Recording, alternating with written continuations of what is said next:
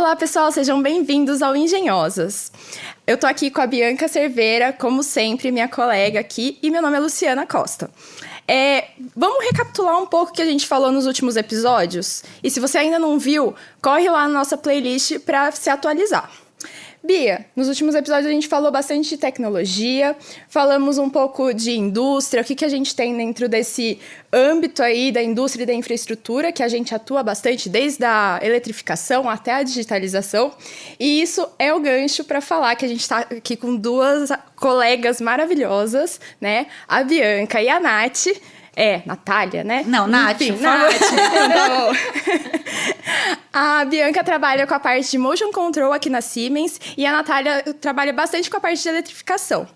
E aí, vamos fazer nossa pergunta de sempre? Vamos lá. Antes da gente recapitular tudo? Isso aí. Quem são as engenhosas por trás de vocês? Não, olha pra mim, começa aí. Ok. Vai lá, Bi. Gente, prazer estar aqui. Obrigada pelo convite. Eu sou Bianca e eu formei em engenharia elétrica. Eu trabalho como engenheira de aplicação na Siemens, na parte de motion control, que nem você já falou. Eu sou filha de um técnico em eletrotécnica e de uma fonoaudióloga. Olha! Pois é, né? E, na verdade, meu pai, que instigou, né, essa chama aí para ir para a área técnica. Super por entendo. Isso. Então... Ele chegou, então, de ver ele desmontar, por exemplo, micro-ondas e ajudar ele, a gente vai pegando ali o negócio, né? E daí, por isso que eu resolvi ir pro colégio técnico, e eu adoro muito essa área, eu gosto muito da parte técnica, sempre gostei. E nas horas vagas eu gosto muito também de pesquisar as coisas, não só de parte do trabalho, né? Por favor, né? Não. Por favor, não. Gosto muito de ler também, sair, adoro tomar uma cervejinha. Inclusive água. Aqui temos água. E na verdade sou eu. Adoro o que eu faço e gosto muito de aproveitar aí o meu tempo livre fora das Siemens também. Que legal. Legal. Agora jogou pra mim, né? Comecei.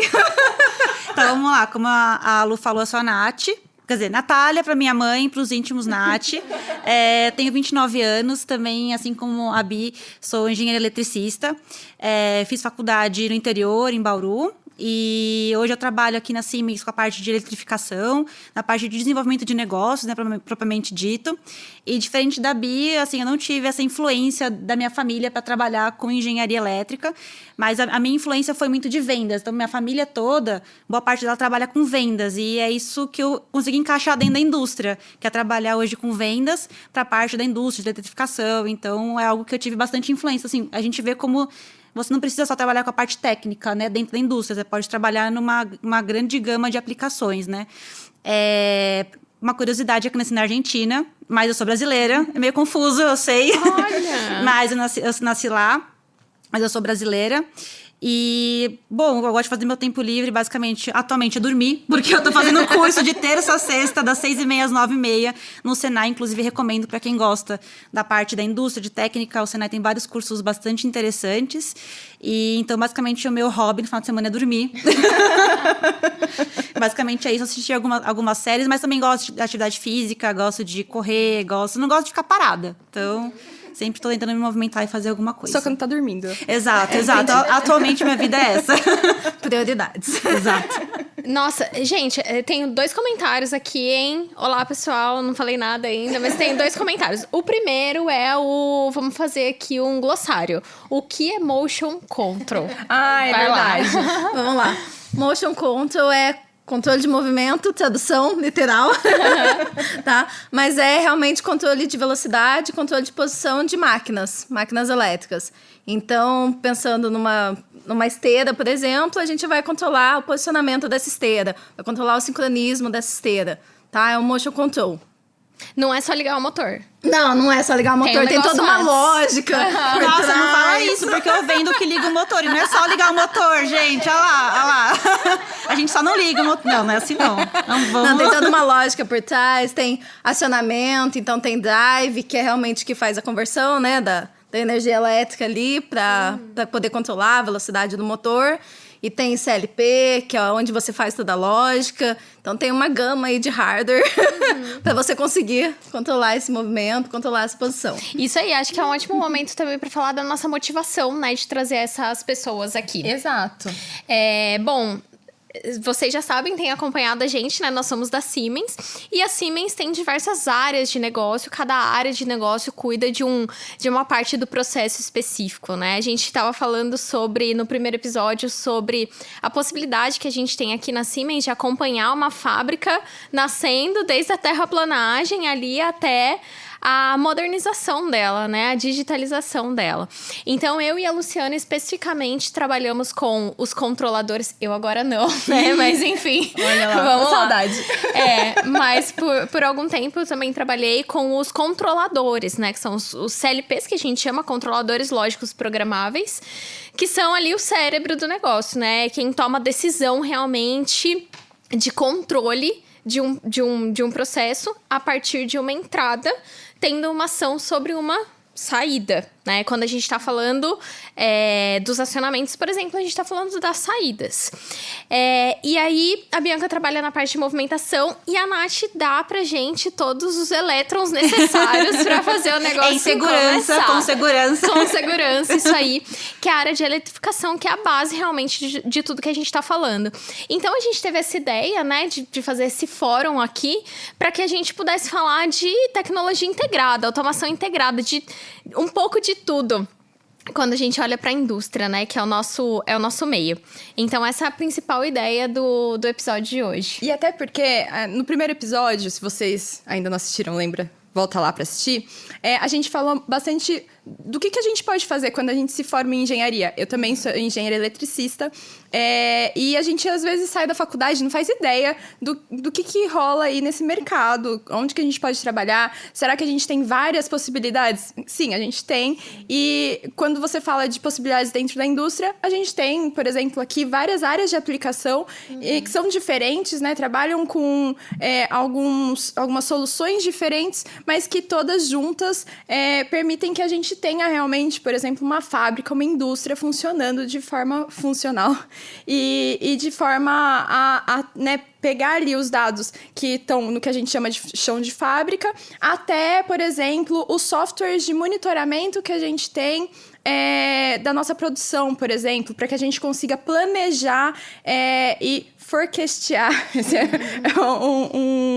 um termo muito que a gente usa aqui, né? Então, a gente fazer uma previsão do que a gente vai usar lá para frente para a gente conseguir, por exemplo, organizar a nossa produção. Quanto que a gente vai produzir de acordo com uma demanda que a gente teve. São várias possibilidades que a gente tem dentro de diferentes indústrias, né? Então, acho que faz muito sentido a gente ter pessoas que trabalham com diferentes áreas. E aí, nesse sentido, até pergunto para a Nath. Nath, o que tem dentro dessa área aí que você trabalha? O que é essa tal de eletrificação? E é legal que você comentou, porque assim, a gente como Siemens, a gente está presente em vários tipos de segmentos. Então, se vocês forem aí na casa de vocês agora e olhar o quadro que está aí perto da geladeira, da cozinha, tem que ter coisa da Siemens aí. Se não tiver, já liga pro seu eletricista e fala assim, cara, vamos trocar isso aqui, né? Por gentileza. Então, assim, a gente não precisa ir muito longe para saber onde a Siemens é, onde a eletrificação tá. Então, assim, até pegando pro pessoal que às vezes não tá nesse mundo ainda, né? Então, você pegar esse quadro de energia. A energia tá vindo de uma fonte geradora e ele tem que chegar para os seus equipamentos de uma maneira segura, fácil e prática. Então, a eletrificação ela vem para conseguir garantir isso, que a energia chegue e ela consiga cumprir seu papel, que é depois ligar uma carga, ligar, por exemplo, uma geladeira, ligar um micro-ondas, um liquidificador. E aí, esse é um âmbito, uma aplicação um pouco mais simples, onde a Siemens também está inserida. E aí, a gente tem um outro patamar, onde você precisa ter componentes que consigam te trazer segurança, transparência e confiabilidade, que é a indústria. Então, mesmo que você tenha o seu painelzinho lá na sua casa, aquele quadro de distribuição, você tem isso na indústria também, que é a parte de eletrificação, que vai dar toda a energia, né, energia, tensão, para que as meninas, aqui os equipamentos delas consigam fazer um controle de um robô, consigam fazer o controle de um braço mecânico, de um torno, né, enfim. E aí, a parte de automação, poder fazer essa lógica, né? Então, a eletrificação está em tudo, ela é a base, né? Às vezes, as pessoas esquecem um pouco, né, do que está por trás, às vezes, de uma indústria, né? Putz, a gente, às vezes, só vê, a gente estava comentando isso, né? Tipo, só o braço do robô, tá? Mas, tipo, pra energia chegar ali, tem todo um processo para que ela chegue de maneira segura, né? E aí, ainda no mercado de infraestrutura, você tem, um mercado. Quando você vai no mercado, você abre a geladeira lá para pegar um iogurte. Tá chegando a energia de uma maneira ali. Ela tem que ser segura para que quando você abre a geladeira não tenha qualquer tipo de problema e você leve um choque ou aconteça algum problema que vai inviabilizar você, né? Você vai tomar um choque, vai morrer ali, sei lá, dependendo do nível do choque que você vai tomar. Ou até, que aquilo desligue e simplesmente a empresa perca todos os produtos dela, né? Então, acho que a gente está presente em quase todos os segmentos, né? Tanto a parte de construção civil, infraestrutura e eletrificação.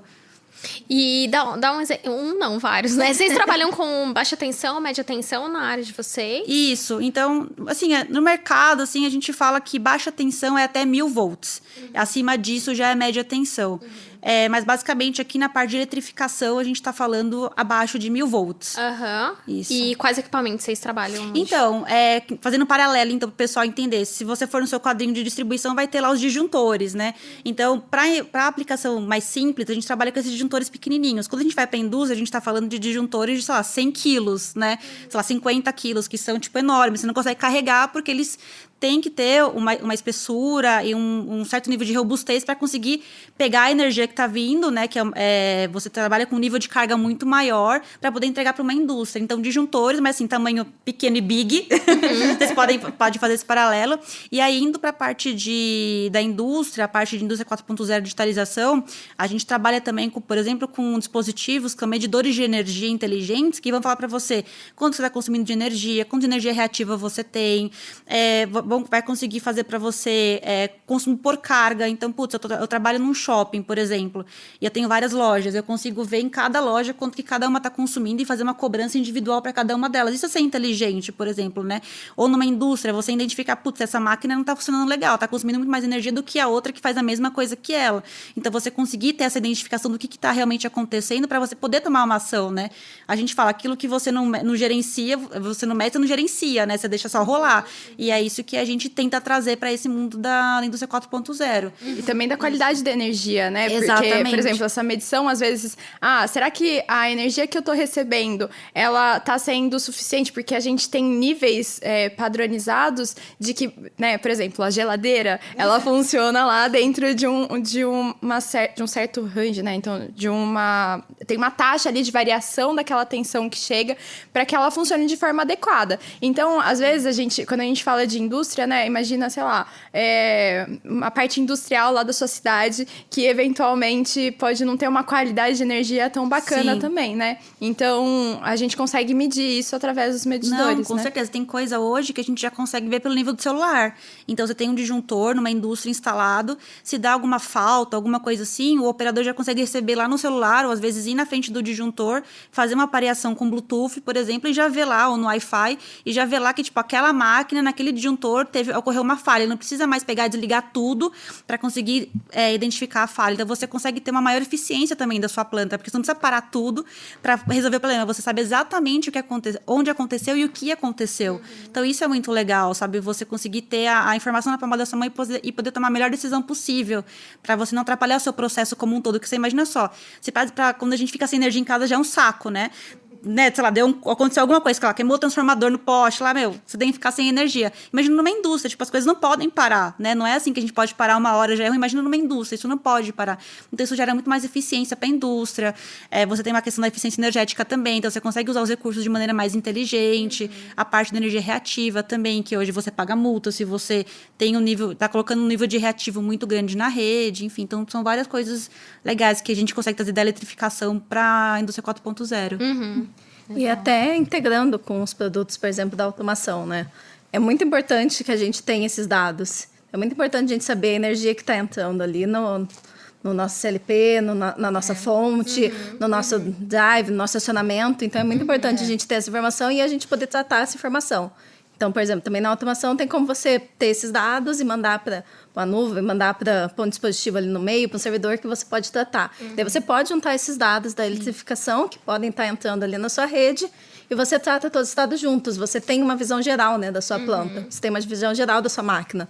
Então, você consegue ver tudo isso e você consegue tratar tudo isso e melhorar a performance da sua máquina. Você consegue, por exemplo, ter um discurso para para a empresa, para distribuidor de energia, que precisa melhorar ali a distribuição da energia para aquela fábrica no todo.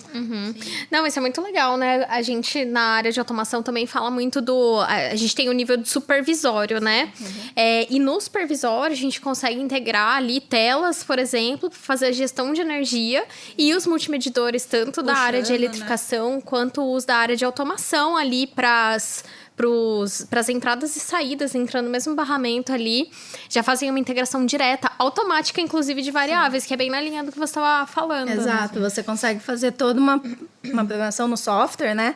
Onde você entra com esse hardware e daí você já tem ali todas as variáveis indo, por exemplo, para o seu controlador. Você já consegue tratar isso tudo local, às vezes. E eu ia falar que eu acho que até em relação... Quando a gente fala, por exemplo... eu tô trazendo isso em todos os episódios, né? Mas dos aspectos de ESG, né? De sustentabilidade. A gente enxerga cada vez mais a indústria olhando para esse tipo de questão, né? Então, ESG que significa, né, meio ambiente, a parte social e... governança, ESG, não é? governança, isso aí, obrigada.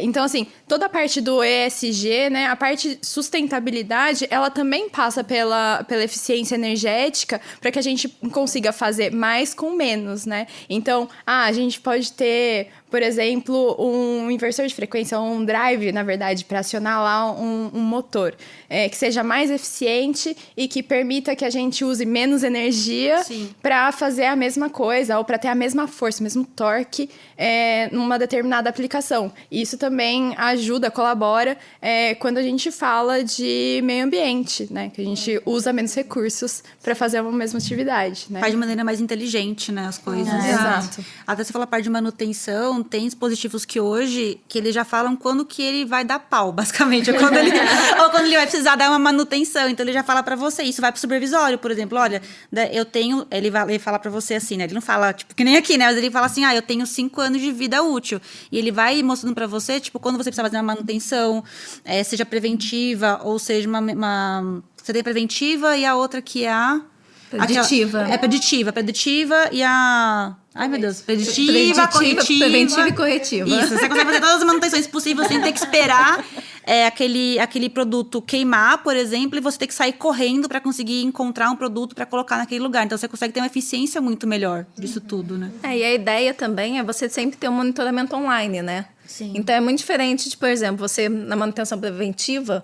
Você, de cada 6 meses, eu vou naquela máquina e vou fazer uma análise de toda aquela máquina. Não, eu já tenho equipamentos atualmente em que eu consigo, por exemplo, já analisar a vibração daquela máquina já de forma online e eu já consigo ter esse valor. Eu já consigo analisar toda a parte de energia também de forma online e consigo já ver e passar isso, por exemplo, para algum lugar onde eu posso, às vezes, até fazer um treinamento de uma rede neural. Neural, por exemplo. Exato. Pra eu já pegar ali o ponto de falha. Então, até um ponto, para quem não sabe, o que é um supervisório, né? Porque a gente falou aqui, a gente usa um tecniquez aqui de vez em quando. Supervisório, para quem ainda não teve a oportunidade de lidar com esse tipo de produto, é quando a gente está supervisionando mesmo. Então, a gente está querendo entender o que tem lá dentro da nossa fábrica, o que está acontecendo, né? Então, a gente tem formas de supervisionar o que acontece lá no nosso chão de fábrica. Então, será que... Por exemplo, a máquina tal está funcionando e às vezes até ter relatórios em relação a essa eficiência do que a gente de tudo isso que a gente está falando, a gente pode ter relatório em um monte de lugar. Então, posso ter relatório ali mesmo naquela máquina, por exemplo, tem uma linha que está fazendo envase de cerveja. A gente já falou de cerveja, né? Então, estou fazendo lá um envase de cerveja.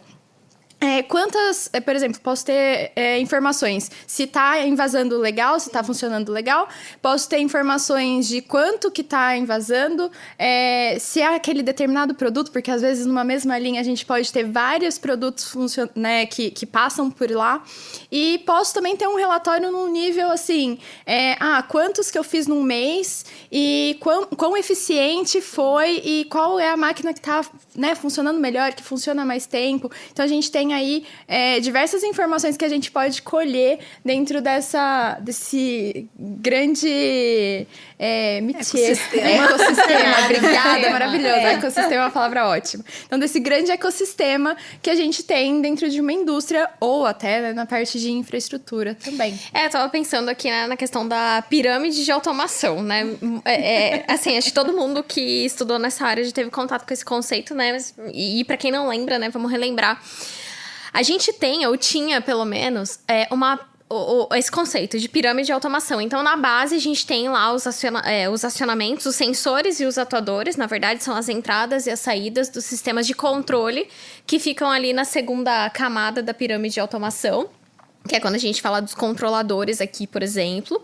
E a gente tem uma terceira camada, a quantidade de dispositivos vai diminuindo, né? Quando a gente fala dos acionamentos da eletrificação estão na base, aí a gente vai olhando para o controle dos acionamentos e para o controle das máquinas em geral nessa segunda camada.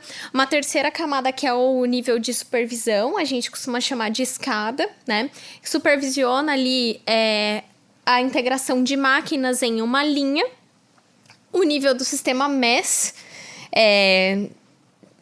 vou fazer um paralelo com o que vai acontecer hoje, né? Mas o nível do sistema MES, que olha de um aspecto gerencial, mas não mais produtivo. Então, quando a gente está falando do supervisório, está olhando para um aspecto produtivo.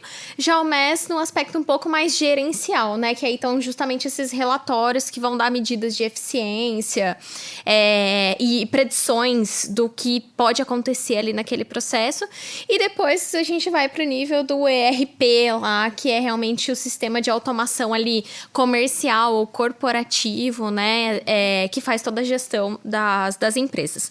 E aí, quando a gente está inserido no mercado, na indústria hoje, a gente tem que pensar que essa pirâmide, ela tá derretendo, assim, né? Ela tá sendo desconstruída.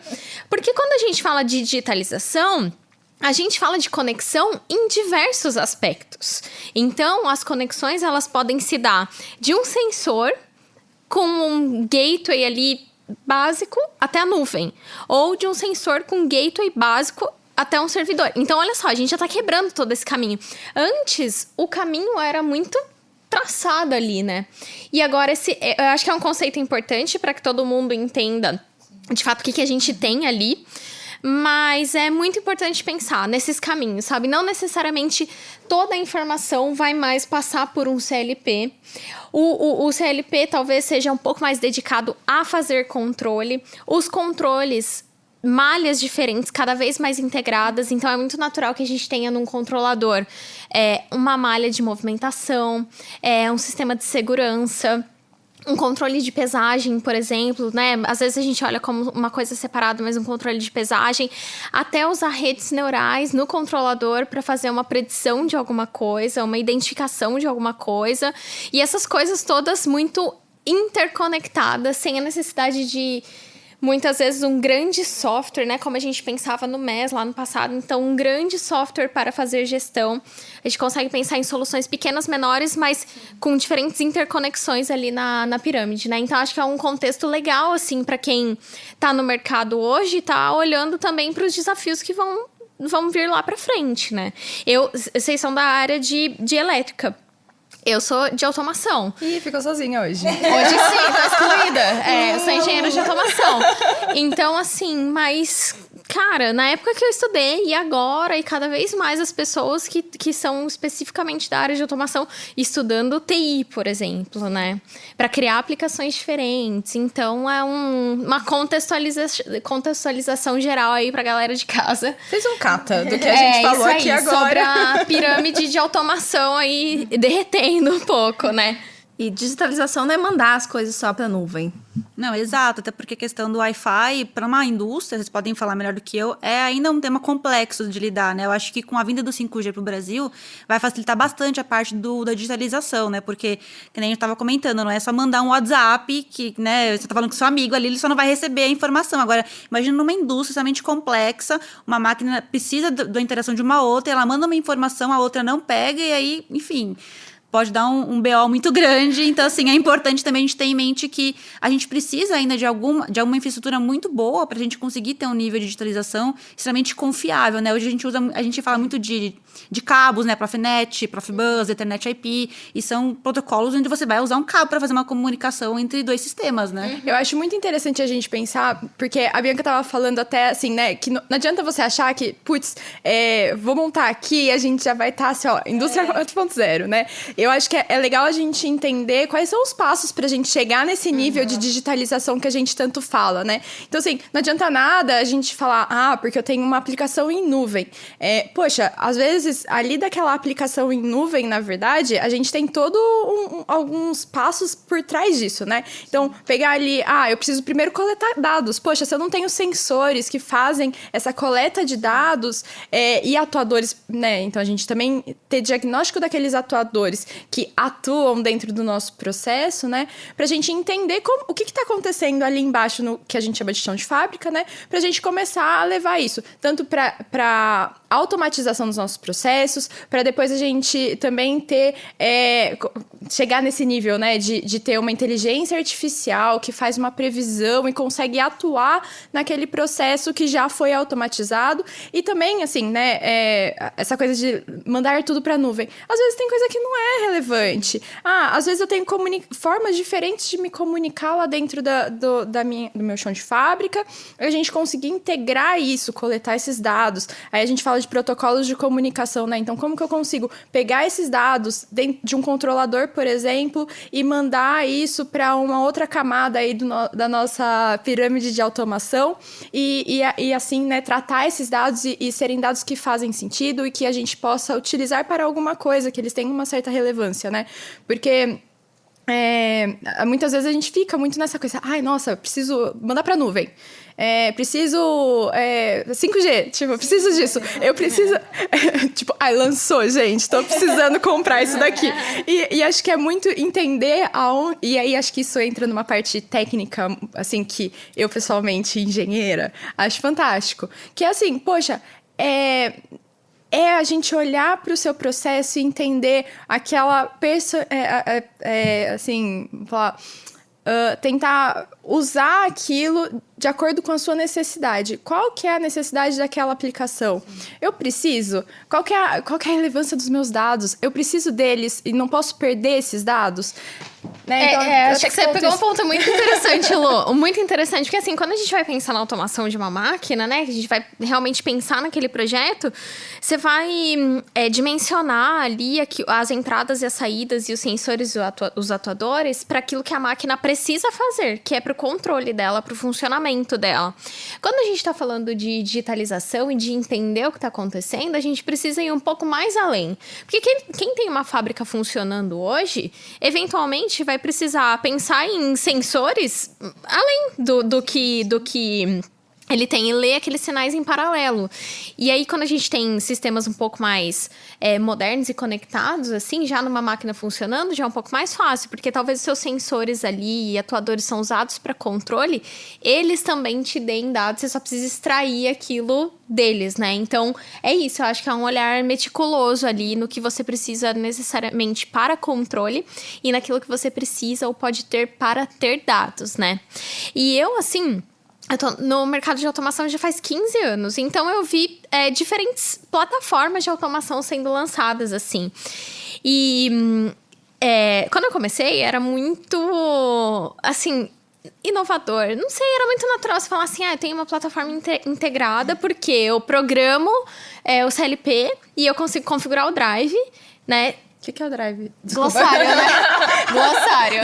A Bianca vai puxar o gancho explicando o que é Drive. Mas assim, eu consigo configurar o Drive e programar um acionamento ali, né? Ou fazer uma malha lá de controle de posicionamento, ter segurança e HM no mesmo software ali, né?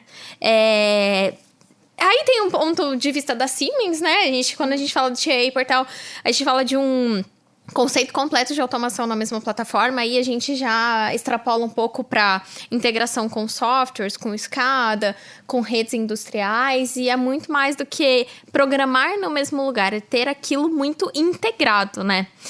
E um tópico que eu gosto muito é de integração de máquina mesmo, de controle com movimentação, assim. Então eu queria que você puxasse esse gancho também e explicasse pra gente o que é um drive, pelo amor de Deus. Poxa. E desse exemplo pra galera, com o que você faz mesmo, como que é essa integração toda, enfim, conta um pouco mais. Vamos lá. Primeiro, que é um drive. O que é um drive? Tá.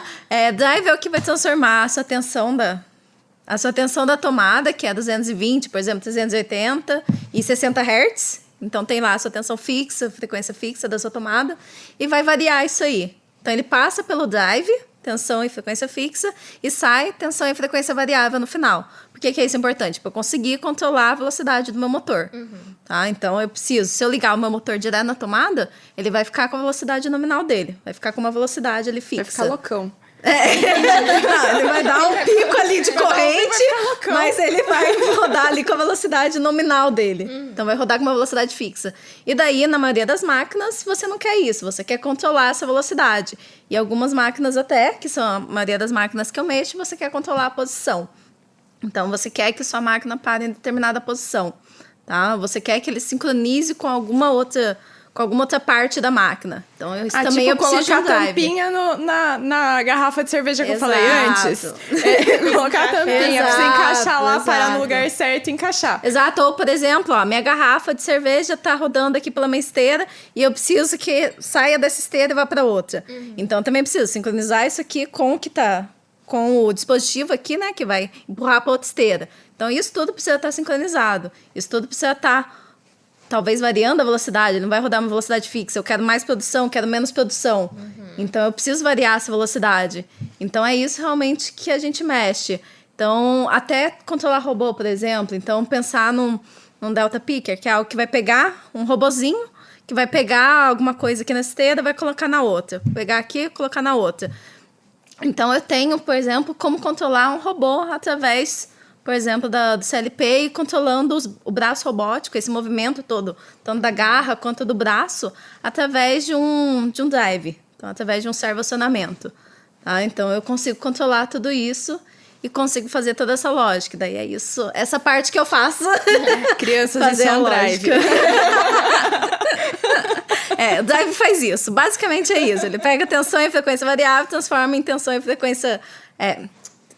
frequência e tensão fixa e transforma em tensão e frequência variáveis. Faz isso. O drive faz isso. Basicamente é isso. Permitir a gente não ter um motor loucão só girando lá na sua velocidade máxima e a gente conseguir controlar ele dentro da nossa produção. Exato. E daí eu trabalho mesmo aplicando, né? Então, faço a programação, a parametrização, faço toda a lógica para que... por exemplo, isso funciona, para que essas máquinas funcionem. Então, esse robô que eu falei, por exemplo, então eu faço a lógica tanto no CLP quanto programo o drive para que funcione, para que isso funcione direito. Então, lá eu crio mesmo através, por exemplo, da plataforma que ela falou, que é o Tia Portal, pensando na Siemens, né? Então, através da plataforma, eu crio tipo um projeto com já o CLP, o drive, com IHM, que é interface homem-máquina, que é uma telazinha onde você pode programar, onde você pode mudar ali algumas variáveis do seu processo, pode ver mesmo algumas variáveis do seu processo. Então, uma tela para o operador. Uma tela para o operador, exato. E daí eu faço todo esse projeto para que funcione direito, para que o cliente final, né, o fabricante de máquina, consiga ter essa máquina funcionando e otimizada e com a melhor performance. Então, na verdade, eu realmente faço a lógica para que isso funcione, tá? Engenheiro de aplicação aplica. Exato. Olha só que coisa. E até, seguindo, pegando gancho aqui, que a gente não combinou, gente, jamais. Assim, para você trabalhar como engenheiro de aplicação, que no caso é a função que a Bianca hoje exerce, o que você enxerga que são as habilidades, né? A gente fala muito de skills, para você, né, realmente atuar dentro de uma área de aplicação. Primeiro é gostar da parte técnica. Tá? Exato. Primeiro é gostar da parte técnica, porque realmente, quando você vai de engenharia, você tem vários campos a seguir. Você pode parar de venda, você pode parar de desenvolvimento de negócio, mas você pode gostar muito também da parte técnica. E eu sei que, por exemplo, em algumas faculdades, em algumas matérias, você não consegue mexer, ter laboratórios, muitas aulas práticas com os equipamentos. Eu mesma quase não tive prática de automação, mas eu pesquisei bastante, eu mexia bastante, eu via, sabe, projetos. Então, é realmente pesquisar, ver se é uma área que você gosta, entrar, para quem está na faculdade, entrar no estágio, ver se é isso que você gosta e não ter medo de falar que não sabe. E não ter medo de manual também, não é? E não ter medo de manual, exato, não é? exato. Não, a gente lê bastante lê manual. muito, Lê muito manual. Lê muito manual, exemplo de aplicação, roteiros do que fazer, então a gente lê Nada bastante. como um fórum também ali, ó, Exato. com umas experiências. Vê muito webinar. Tá. Mas é realmente não ter medo de falar que não sabe. É impossível você saber tudo. E quando você vai para a técnica, nossa, você entra sabendo quase nada. E até na área de vendas, na área de desenvolvimento de negócio, você realmente tem que aprender. E não ter medo de perguntar. Então, tudo não ter medo de aprendizado, pesquisar. né? Exato, não ter medo de pesquisar, não ter medo de perguntar e não ter medo de falar que não sabe realmente. Então, lá na minha área onde eu trabalho, a gente trabalha numa sala, lá na Siemens, numa sala onde fica realmente todo mundo de aplicação.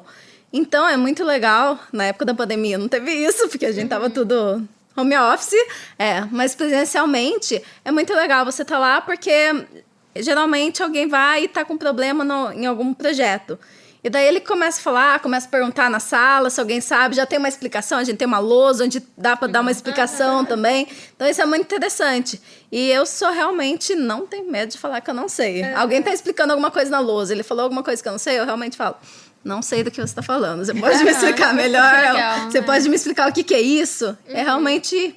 Essa troca, né? Exato. E ser curioso também. Então, eu gosto muito do que eu faço e eu sou bem curiosa. Então, quando alguém chega com algum equipamento novo lá na sala, eu já vou em cima. Então, o que você está mexendo? Conta pra mim. O que é isso aí? O que ele faz?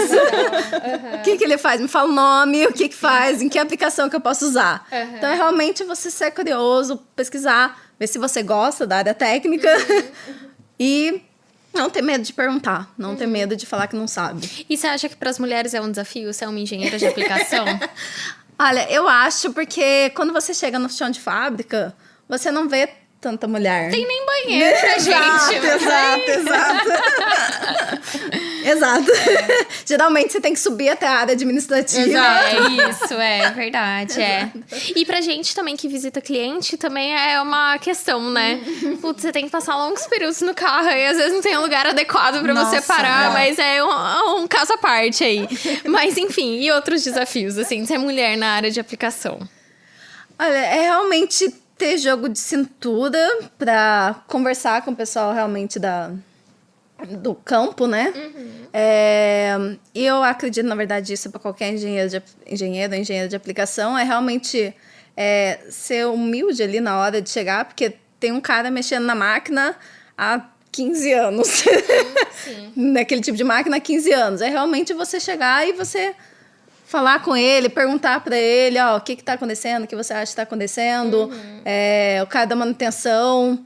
Isso não só para mulher, mas acho que todo engenheiro de aplicação, todo mundo que vai em campo, precisa ter essa humildade, né, de realmente conversar com todo mundo que está lá mexendo, independente do cargo, não existe isso. Sim. E acho que é interessante, né, a gente pensar que isso é uma habilidade importante para todo mundo. A gente que trabalha, eu trabalho com desenvolvimento de negócios e eu tô ali entre uma técnico comercial, né?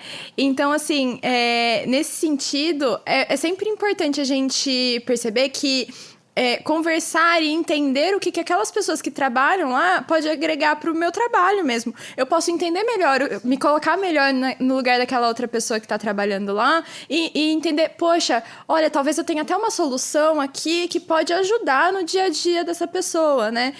Às vezes eu posso ensinar de alguma forma, ou essa pessoa pode me ensinar como que aquela máquina ou aquele processo funciona, porque isso é uma coisa que eu percebo muito quando eu converso com engenheiros de aplicação, no geral, né? às vezes, uma necessidade de entender aquele processo específico, porque eu falei muito da cervejaria, né? Que tem processos bastante específicos, mas tudo tem aquela forma de funcionar e como que aquele produto final tem lá seus requisitos para que ele fique adequado. E a gente entender do processo só enriquece e também ajuda a gente a ter formas mais ágeis de solucionar problemas, né? Então, eu acho isso bem, bem importante para qualquer engenheiro. Fica a dica, gente. Sim. E pensando numa mulher como engenheira de aplicação, eu acho que também você tá numa empresa que te valorize, sabe? Você tem um pouco de sorte, mas tá numa empresa que realmente te valorize. Então, você pode, por exemplo, como não tem muita mulher lá no campo, você pode chegar num cliente, o cliente falar: não acredito nela. Sim. Ela não tem conhecimento para isso. Mas, realmente, você tem um chefe ali que fala: não, ela tem. E você ter realmente chefes, você ter colegas que realmente te valorizam e sabem que você consegue fazer aquilo. Exatamente. Então, para realmente ir mudando a cabeça de cliente, porque não é toda empresa que vai te valorizar desse jeito, mas e é como a gente mexe bastante com o cliente, a gente tem que ter uma empresa onde a gente trabalhe que valorize a gente, que realmente confie, sabe? Não, ela sabe. E, como eu falei, a gente não sabe tudo, mas no que ela tiver dificuldade, a gente tá todo mundo aqui para ajudar, assim como a gente tá para as outras pessoas também. Sim, que trabalham aqui, então... Que eu acho que a questão principal, a gente tem um lugar de credibilidade antes de começar, né? Sim. Ali, antes de você vai para um cliente, você tá focada no negócio, só que você tem uma barreira de credibilidade primeiro que você tem que quebrar. Exato. E depois você vai pro seu foco, assim. Então, acho que isso é complicado, às vezes. Mais pra umas falta pessoas... de representatividade, né? Não tem muita mulher lá e... E acho que, assim, até é uma das propostas aqui, né? Da gente falar, por exemplo, de... A gente ter mulheres falando sobre... A gente tá falando de tecnologia aqui, sobre as nossas áreas de atuação, que estão muito relacionadas à tecnologia. Assim... Ver mais mulheres falando sobre isso naturaliza também lá, né, desde o chão de fábrica. Espero, gente, que as pessoas que naturalize de fato, né? Então, desde lá do chão de fábrica, a gente ter operadoras, a gente ter mulheres que são engenheiras de aplicação, né? Enfim, e até puxa outro gancho, né? Para função que a Nath atua hoje, né? Assim, como que você enxerga, aliás, até voltar um pouco, como que é a sua atuação hoje e como que você enxerga também o ser mulher dentro dessa área? Sim, acho que só vou fazer um parênteses aqui, senão os meus colegas, porque assim, lá na eletrificação a gente tem a parte de proteção, disjuntores, basicamente, fusíveis, e a parte também de acionamentos. Então, vou falar também deles um pouco, porque senão meus colegas vão ficar chateados. Então, assim, basicamente, quando você não tem que variar a velocidade ou a posição, você usa outros tipos de acionamentos um pouco mais simples, dependendo da aplicação. Então, você tem soft starters, por exemplo, vocês devem ter já ouvido falar, onde você vai fazer como já falo, uma partida suave, porque você tem uma máquina que vai fazer às vezes é uma esteira, você tem muita carga, então tem que ter uma partida mais suave para não dar nenhum pau na máquina, nenhum pau no motor, e você conseguir fazer um acionamento mais suave para aquele tipo de aplicação, né? E dentro desses tipos de acionamentos, você também tem digitalização, né? Então, o próprio equipamento já consegue identificar, por exemplo, alguns segmentos como saneamento, por exemplo. A gente não imagina como que mas tem lá a parte de tubulação de esgoto. E rola de tudo ali, né? Então, assim, rola de tudo ali. Exato! Tem de tudo ali. Então, tipo, a gente tem soft starters, por exemplo, que ela consegue ver, cara, entalou uns negócios aqui. E aí ela consegue falar assim, cara, eu vou tentar fazer o movimento inverso daquela bomba para ver se, tipo, desprende o que tá ali, aquele rolo de papel higiênico, sei lá, de coisas erradas que não deveriam talvez estar ali, para ver se o negócio desenrola ali da tubulação, da bomba e vai. Então, tem equipamentos que já conseguem identificar e, tipo, ter essa inteligência para poder... Isso é digitalização, né? Acho que desmistificar um pouco que digitalização tá só no nível de supervisório, por exemplo, ou só de gateways, ou só de, tipo, eu preciso de 5G. Não, tipo, tem sistemas que a gente já usa hoje em dia, que você consegue ter uma tecnologia embarcada que você não precisaria de um operador para ir lá e falar assim, putz, eu acho que entalou essa bomba aqui.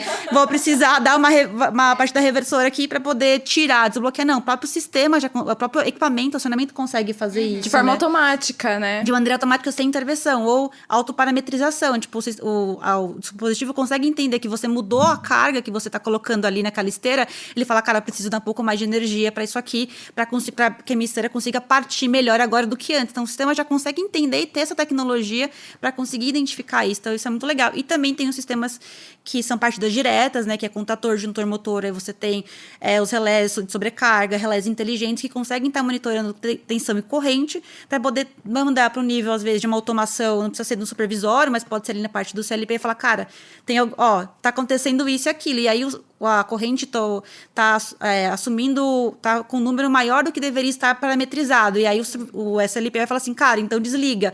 Ou então pega e faz isso, né? Então você consegue ter outros sistemas que a gente às vezes não via o nível de integração de automação, que hoje já consegue te entregar dados muito mais, não vou dizer confiáveis, mas dados muito mais precisos e que hoje você já consegue trabalhar de maneira mais eficiente também. Então, isso que é legal, a parte da tecnologia também está descendo para esses sistemas que antes a gente falava que não tinham inteligência. Não, hoje eles têm, eles performam muito bem, né? Então, isso é falar de digitalização, né? Isso traz, né, assim, uma inteligência, além da inteligência, né, mas uma transparência operacional e um diagnóstico do nosso processo como um todo, que é muito importante para que a gente fale realmente de digitalização e de eficiência, né? Não tem como falar disso sem você ter coleta de dados e ter essa transparência. E aí a gente entra muito naquela coisa de desmanchar nossa pirâmide de automação e ter tecnologias muito mais disruptivas, né, nesse sentido. Sim. E aí tá fazendo gancho com o que a Bianca comentou, acho que trabalhar com mulheres trabalhando com vendas também é um desafio, né? Porque como você disse, a gente às vezes está lidando com pessoas que estão ali há 20, 30 anos trabalhando daquela maneira, e a gente também tem que ter às vezes um pouco de humildade para poder aprender com essas pessoas, mas também se colocar, né? Entender um momento certo de como e entender quando e como a gente se coloca também, porque dependendo de como a gente toma uma decisão, a gente é visto como ríspida, como brava, sabe? E tipo, não, simplesmente as coisas mudam, as coisas evoluem e você também tem que ter o seu empowerment para poder também colocar e falar como o trabalho tem que ser feito, né? Então eu falo assim, o cara opera a máquina mais tempo do que eu tenho de vida. Não, legal, vamos aprender, vamos entender, mas tipo, você pode melhorar, né? E, às vezes, a gente tem que dar muito mais justificativas para a gente conseguir com que as nossas ações, as nossas decisões sejam seguidas, né? Porque a primeira impressão que os homens têm, às vezes, é tipo, será que ela tá falando faz sentido? Ela tipo, veio aqui pra passear na fábrica. exato. Eu já ouvi, sabia? No começo da minha carreira, assim, antes de entrar na área de produto, eu trabalhava com vendas, aí eu encarnei que queria ser engenheira de aplicação, encarnei. Aí eu ouvi, assim, e eu tinha um raciocínio lógico ali, conseguia, mas eu precisava aprender especificamente daquela plataforma e tal. Aí um fulano, assim, falou pra mim que não era legal ir em clientes porque eles não iam me respeitar. E eu aprendia muito menos, porque eu não ia em clientes, entendeu? Aprendia muito menos, assim, então... Teve menos Shit happens. E eu acabei desistindo também, né? Foi um curto período ali, foi bem traumático pra mim. Eu acabei desistindo, daí eu entrei... Só que foi bom, porque depois eu entrei na área de produto e... gostei bastante. Mas pensa em quantas pessoas talvez gostariam de realmente estar na área de aplicação e desistiram porque Pois é. não tiveram a oportunidade de ir. Mas aí, retomando essa coisa de carreira, eu achei o máximo, Nath, que você falou no começo, que você pensou nessa área de engenharia elétrica, porque a sua família é de vendedores e você acho que assim, acho que quando a gente, sai do colégio, acho que isso eu vou falar pra audiência. O pessoal pensa muito bem o que eles vão fazer de faculdade. Não sai se inscrevendo e, passei nesse curso, vou fazer. Vão em feiras de carreiras, conversem com pessoas que vocês conhecem sobre a área, sobre a aplicação. Não se fiquem muito não, a profissão do futuro é o cara que trabalha só com programação. Entenda o que você gosta de fazer, né? Se você consegue unir essas duas coisas, você vai ter uma carreira de ascensão. É muito difícil trabalhar com alguma coisa que você não gosta. Ou você, faz 5 anos e fala, o que eu tô fazendo aqui? E é terrível, né? Quando você se depara com esse cenário, né? E aí eu visitei uma feira de carreiras que o colégio promoveu, e eu fui ver uma palestra do cara falando sobre ciência da computação, como era trabalhar com isso, e eu entendi que eu tinha, tipo, um amor platônico, sabe? Tipo, eu idealizei o que era e quando eu fui entender melhor, eu falei, putz, acho que não é bem isso que eu queria. E aí, na época, tava muito em alta a questão de geração de energia e tal, e eu pensei em outras engenharias, pensei em naval também. Eu acabei prestando mecânica, porque depois, na época, era na Poli, então eu prestei na Poli, e depois você escolhia naval. E aí, prestei em algumas faculdades, eu prestei engenharia química, que eu queria fazer, tipo, engenharia, mas tava bem na dúvida. Engenharia química, porque na época tava muito em alta a questão do petróleo. Ainda bem que eu não fiz engenharia de petróleo, nem química, né? Porque, né, temos um problema hoje. E aí, eu quis fazer engenharia elétrica realmente porque é uma engenharia bem ampla, assim. Você pode trabalhar na distribuição, transmissão, geração, transmissão, distribuição, automação, eletrificação, acionamentos. Então, assim, é uma gama muito grande de aplicação. E também engenharia te dá base para várias outras profissões também, né? Então, você vê a gente trabalhando na parte de tesouraria, controladoria, financeiro. Então, te dá uma base para várias coisas. Então, eu prestei engenharia elétrica na época, passei. Assim, confesso que eu também, tipo, não sabia muita coisa, assim. Tipo, eu fui meio na cara e na coragem. E foi mais pro final do curso que eu fui mais ou menos entendendo que área que eu queria seguir, sabe? E aí, quando eu fui fazer a parte de entrevista pra Siemens, estágio na Siemens, tinham 2 vagas. E aí, o pessoal da RH falou, tem uma vaga mais técnica e uma vaga que mistura um pouco técnico com comercial. Eu falei, eu quero a vaga meio técnico-comercial. E foi onde eu me encontrei, porque eu tenho que ter a bagagem técnica para poder vender esses produtos, né, no mercado, convencer os clientes, a nossa equipe de vendas, de levar essas soluções para o mercado. E, ao mesmo tempo, tem essa questão de contato com pessoas. Assim, eu sou uma pessoa muito comunicativa, eu gosto de conversar, trocar ideia. Então, hoje de manhã, por exemplo, eu estava em cliente, fui visitar, fui conversar sobre mercado, sobre aplicações. Então, você consegue ter dentro da indústria diversos tipos de segmento. Uma parte, talvez, mais de aplicação de chão de fábrica, de você entender o processo e tal.